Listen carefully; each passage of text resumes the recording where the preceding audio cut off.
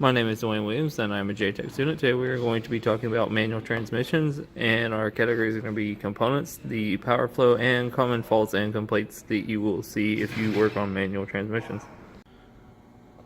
Okay, so here we have a 5-speed manual transmission, and this particular manual transmission is a constant mesh transmission, which means that if it's constant mesh, it means that no matter which gear it is, which gear it's in, all of the gears on the transmission are always going to be in motion.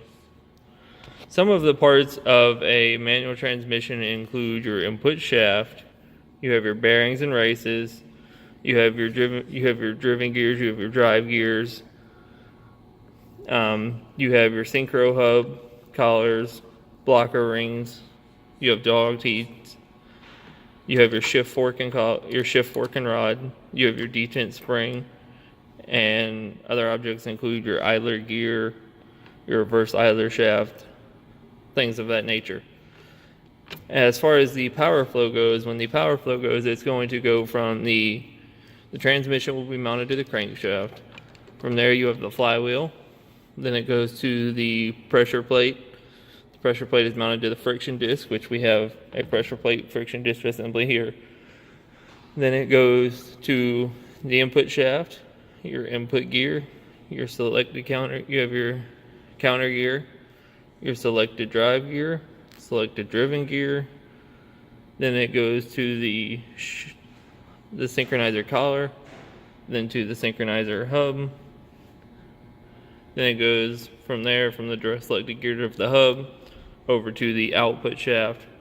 From the output shaft, drive shaft mounts to the back of the transmission. From there from the drive shaft to the differential, and then from the differential to the rear wheels. And then a lot of common problems that you may see with a manual transmission, especially one that's older and got a lot of miles on it, is if you go to drain your transmission fluid and change it, if you see gold or brass looking flakes in there, most likely it's due to one of these blocker rings that has started chipping and flaking out. Which usually in things like that will be another problem that you might see that would be related to brass flakes, is if you go to change it into gear and it's trying to slip in and out of gear, it's probably because the blocker ring that holds it in place is probably chipped or worn. Another sign of that would be the dog teeth going bad, or maybe one of the tooth on one of the gears is cut and it's slipping.